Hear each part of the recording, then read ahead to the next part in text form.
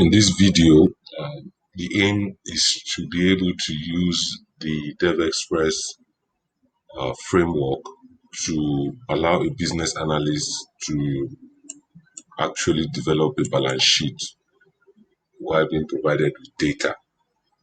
So you can type this address in the browser and also be in the context of this page, because what we want to do is inspired by this page actually. And what happened is they've been able to use the Devexpress reporting tool to generate a balance sheet just by having a table that provides the following columns: the date, which is responsible for, let me open this page in another tab so that I can show you side by side what I mean. Now, the items that is in the data source that was used, this is how they actually come about the report. The date is responsible for showing this aspect of the balance sheet. This is where the date is referenced. The name are these items here. These are the names, right? The ones in the normal text. The subtype is this ones: long-term assets, current assets, shareholders equity. Those are the subtypes. Then the type is assets and liabilities and shareholders equity. So, and of course, the value is what makes this value show in the report. So what they did was just to use a cross tab control, which we are going to use also by the time we go on to design the report. So what we have done now is to have developed an application that would present this data to the analyst that wants to now design the report. So we have already written the code that did this, but with much more information, which you will see later on. So the takeaway here is that with what we have provided as data, somebody should be able to use this tutorial to develop this kind of balance sheet. So let me show you what we have done. Now, in our existing application, our application is already generating this type of balance sheet. I mean, this is the balance sheet that we actually want to work on, but we are going to be using extracts from this documentation. So, because the tool we're going to be running is connected to the database that has these items there. So, this is our reference balance sheet, right? But we're picking this information and we're going to use it with this documentation to generate something very close to these items. So the application that we're going to use is this application. Let me just run it.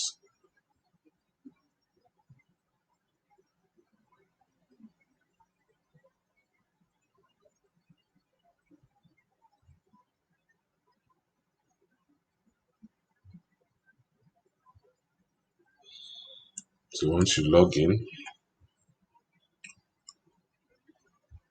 you can close this view. So the first thing is the mapping. Now, for people that remember our desktop application that generated this report, you will be aware of this file.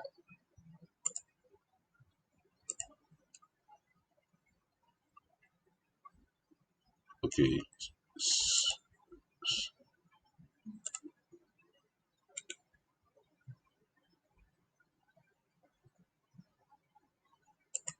Let me just show you the file.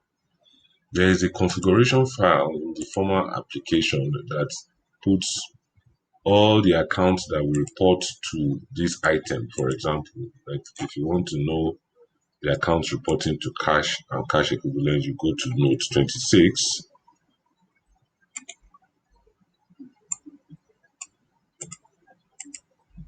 You can see these are the accounts reporting to it. So what that file does is that it tells us that is where the program that generates the report picks the mapping for the accounts that are reporting to a particular item on the balance sheet. Like where is cash and cash equivalent, for example. Look at it. This is cash and cash equivalent, which is this aspect. Let me close this one.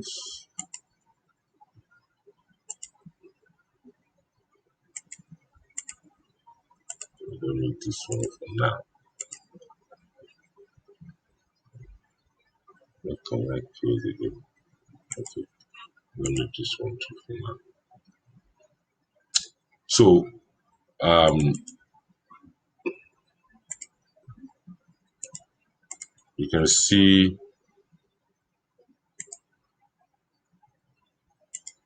that here 310101 is one of the ranges that is mapped to cash. In fact, it's the first range.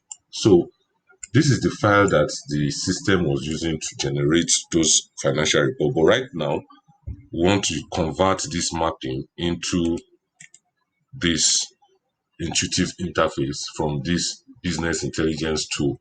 You can see I've already mapped report group is cash and cash equivalent. I've mapped 31012001 to it already, cash and capital balance. And BS here means balance sheet. PL means profit and loss. So the people that are already conversant with the former application, So this is an individual mapping of accounts rather than using range to map. So at the end of the day, we are going to be using this tool. Just go to new. You choose whether you want to map something on the balance sheet or P&L, and it determines what you will see here. You only see items that are on the balance sheet here. You pick the item, for example, inventory. Then you come to the accounts that should belong to the balance sheet. By choosing this balance sheet, you can see it has already reduced all these accounts to asset accounts. Asset account starts with 3, liability starts with 4. So these are the accounts that are reporting to the balance sheet. So for example, I know that for sure property, plant and equipment, all these provisions report to it. So I'll just say save and new, come back to balance sheet, come back to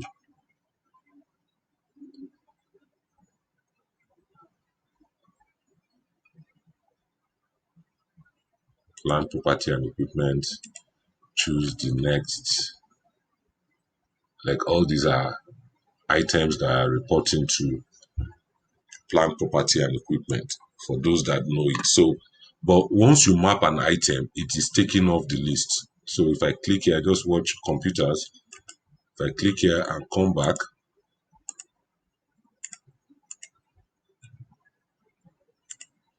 you will notice that I won't be able to see computers again. So see, these are the only things that start with C now. Computer is no more there. So you map and the list reduces.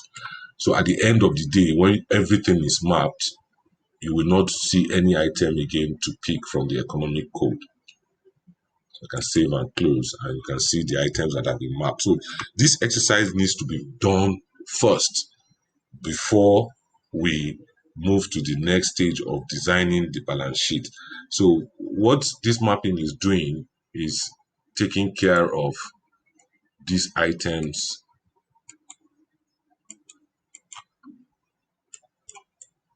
what it is doing is that it is taking care of these items. That is how you are telling the system that this account will report to this account, this account. So the difference between it and the old way is that instead of using ranges now, this list is a list of accounts that appeared in the trial balance. So any account that doesn't have movement yet will not appear here from inception. So, and you will now argue that, yes, so what it means is that at the end of the day, if we don't find another way around it, we will not be able to map and work. These kind of things will not appear for mapping because you will not see the accounts that are mapped because you can see this is zero movement. So from inception, once there have been no movement, you will not be able to see an account to map. So we're still going to work around that. We're going to do work around that, and hopefully we will be able to achieve. Uh, I mean, look for a way to introduce more of the accounts to, even if they've not had movement before, to these items. So that's just the shortcoming for now. So the mapping needs to be done before we now go to the next stage. And what's the next stage? You go to reports, you go to dashboard, you create a new dashboard.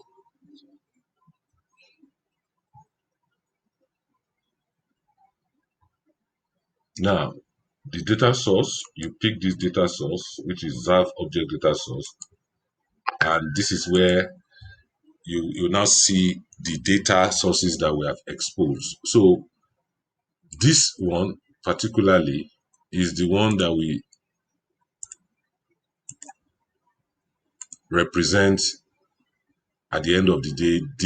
It carries more details, which you will see, but we should be able to configure out already for sure.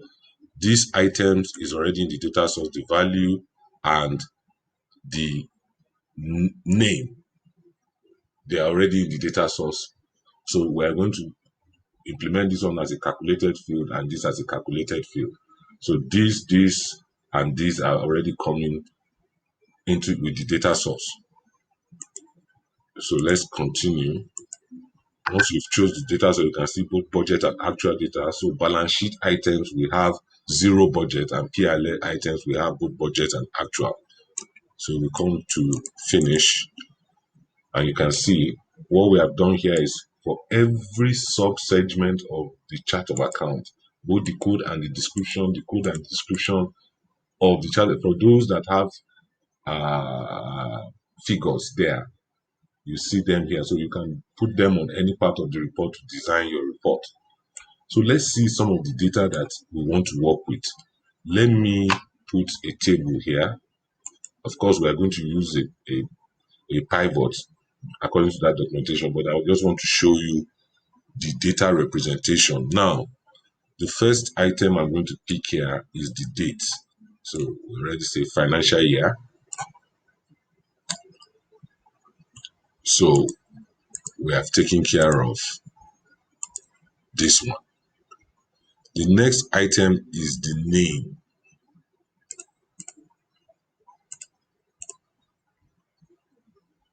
The name is what we call report group. Then we have that. We are going to design this one as a calculated field, this one as a calculated field. This is the value, so we have that one.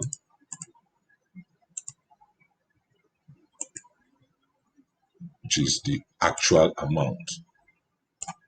So I don't want it to be summarized by these two fields. I want it to list all of them. So I'll change this one to a dimension. So by the time I save and close the dashboard designer,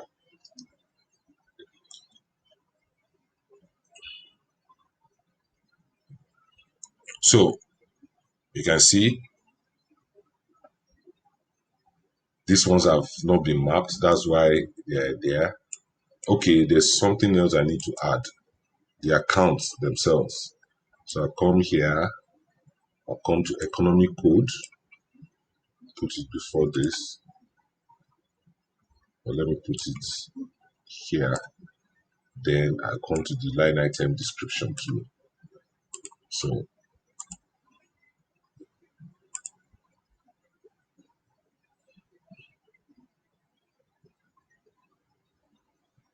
So you can see these are the items. Each item, some of them belong to different MDAs. That's why you see some of them are repeating. But you can drop to see the full data. You can drop as many segments as you want on the report to see them.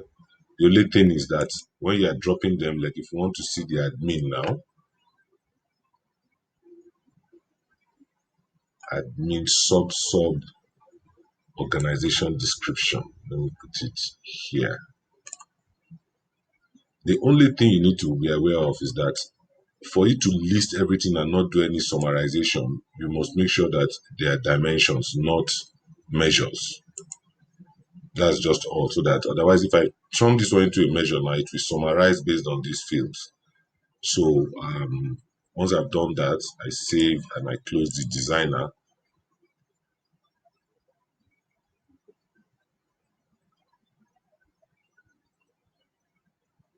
And you will see what I'm talking about. You can see this is adult education, industrial, blah, blah. And, you know, this is the MDA, this is the economic code, this is. So, very importantly, if you don't want to have wrong data loaded, you need to make sure that you change the title. In fact, this is very, very important. If you use any title that has budget in it, it will only load budget data.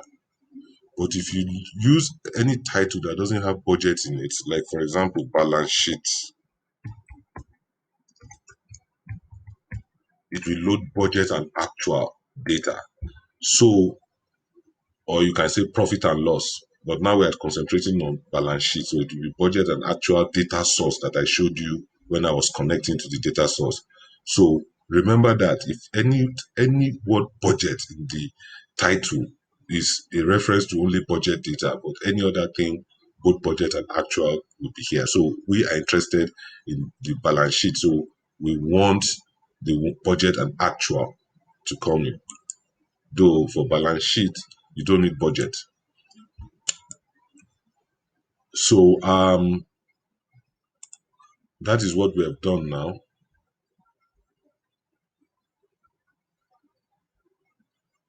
So now I only want to see items that have been mapped, and not only mapped, but that belong to balance sheet. So watch what happens to this list now by the time I implement what I want to implement. Just watch what will happen to this list. So I come to data because what I'm interested in are items that are for balance sheet. But the only thing is that items that are not mapped will not be considered to belong to balance sheet, even if they belong to it. So I come here and say edit filter, and I want to pick only. Okay, you can see I'm looking for report type, but this is a good scenario. Now, report type is not here because I didn't put it on the report. But I only want to reference it in the filter. I don't want it to appear on the report. So there's a provision for that. I need report type as a dimension, but it's hidden as hidden data items. So if I go to edit filter again now, I should be able to see report type, and I will say I'm interested in the one that are equals to. In fact, I think it has done. Okay, I thought it has done some filtration. BS, which is balance sheet.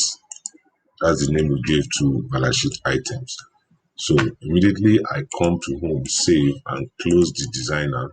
Watch what happens. you will just notice that the only items we see here are items that have been mapped in the economic segment mapping. So as I continue to do the mapping, the items will be increasing. So you can see we've filtered the data source with only items that belong to balance sheet, and the items must have been mapped. The account must have been mapped because these items report to the balance sheet as a group of accounts together. So uh, the next thing, with the understanding of that, the next thing is for us to configure. We said we have the date, we have the name, we have the value. So what is the subtype? Subtype means these items: current assets, non-current assets. This is the ones we call name. These are the subtype. Then these are the types. So we're going to do this one as a calculated field. And how do we do that? We come here to the data source designer.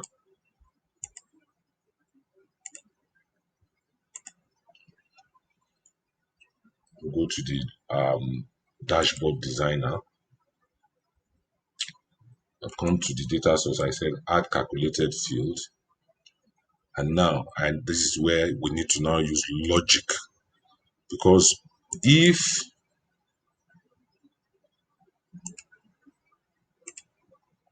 we're talking of cash and cash equivalent, for example, I need to get this one out of the way.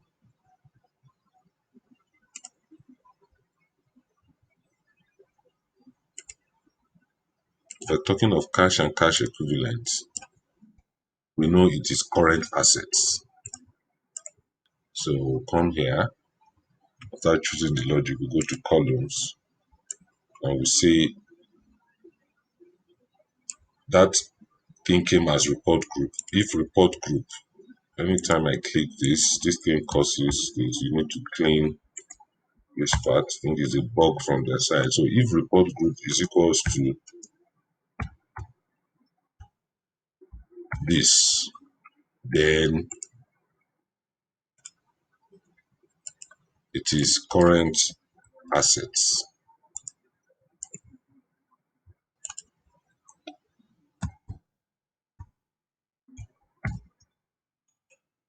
Otherwise, we'll do another if.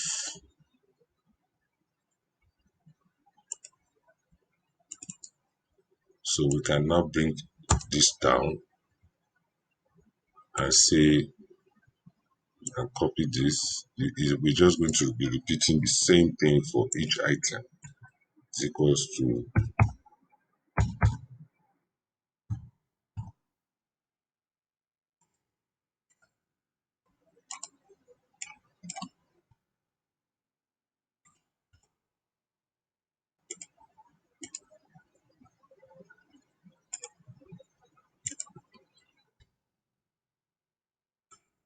so the spellings must be the same thing, otherwise it will be treated as something else. So be careful, copy it exactly the way it appears in the mapping. And because I know I copied everything in the mapping from the Excel, that's why I'm confident that whatever I pick from the Excel will resolve. So we go down again, we do another if, we copy here,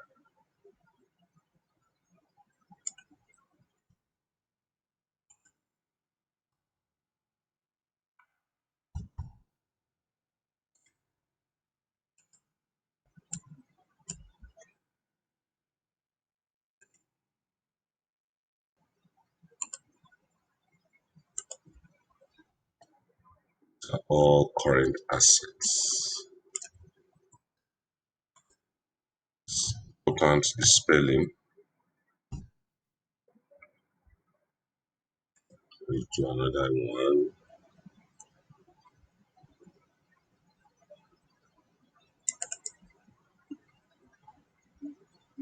bring it down. So that is how we're going to do all the mappings on the balance sheet with this if statement.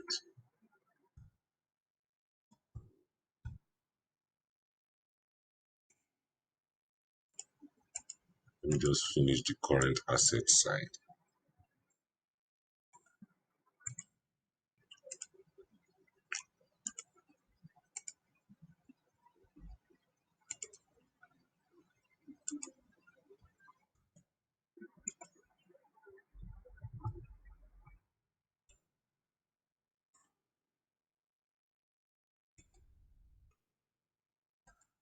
Then that if, bring it down, copy this, paste it here, um,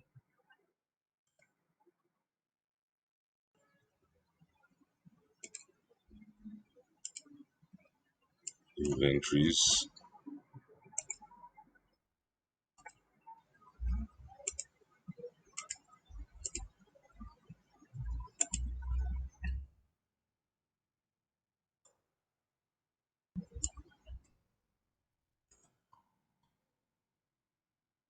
then let me just do one non-current asset so that you get the whole picture.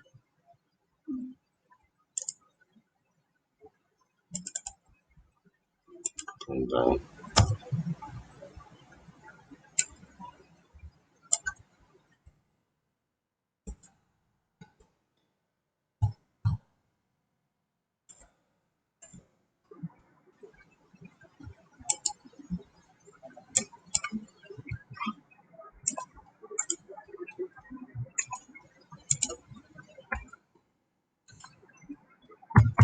This time around, taking non-current assets.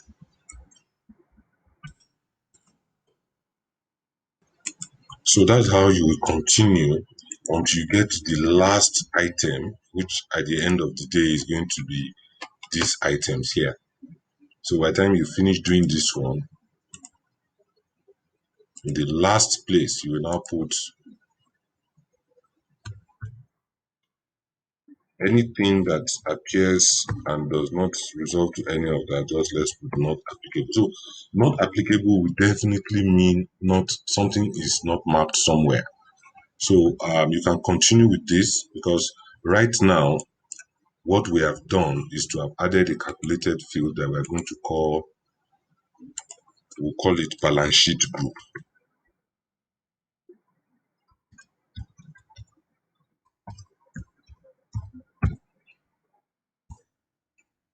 So then, so we have catered for subtype. So the last one is the type, which is in this case just assets or liabilities.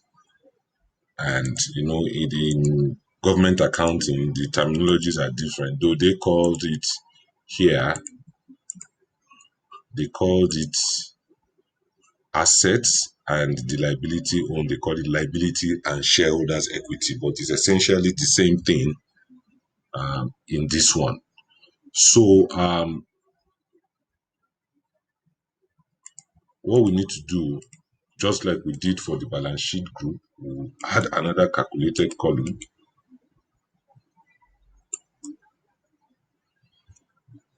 This time around, the mapping is easy in the sense that we will just say logical if. Now, the things we need to map are, we now need to come to the column. Instead of mapping the report type and what we are going to map the balance sheet group. So we'll say once the balance sheet group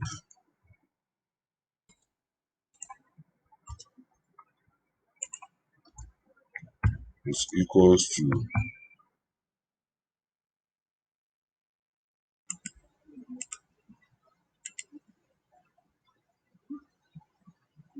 once is equals to,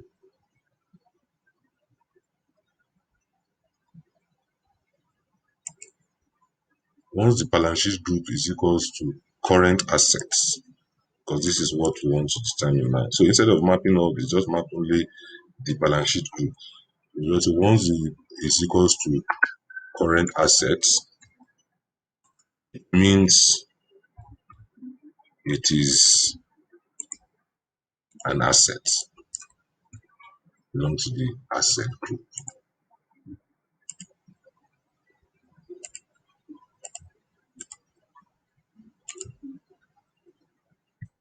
So another way of doing, instead of the if we can use or here,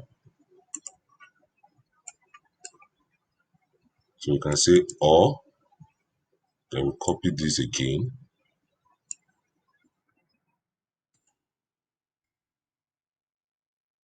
So we'll say once balance sheet group is current asset or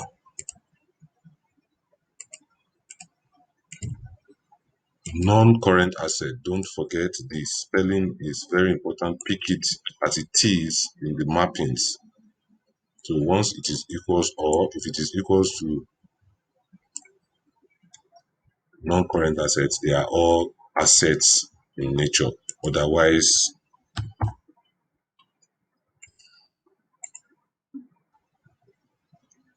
they all belong to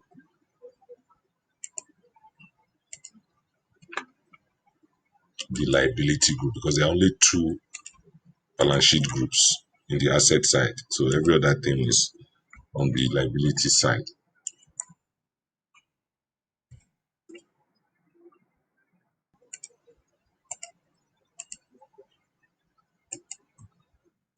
So I've done that one. We'll name it as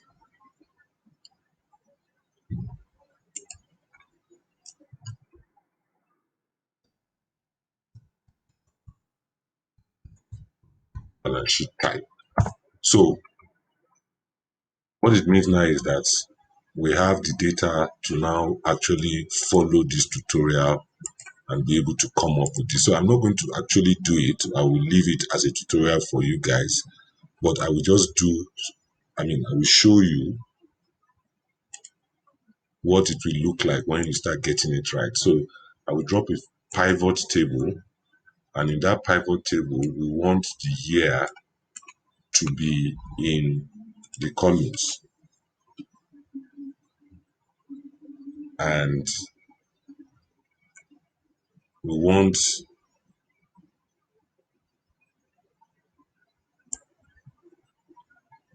the year to be in the columns. The balance sheet group type should be in the rows. The group should be in the rows. Then we have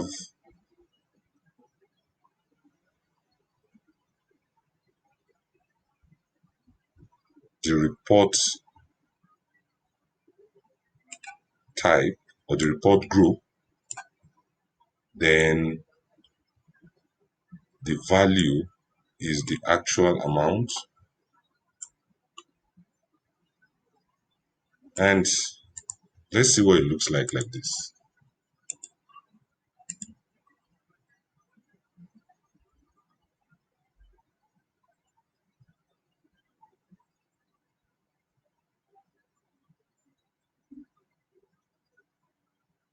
So you can see assets, current assets, liabilities based on the mapping. So I will leave the remaining for you.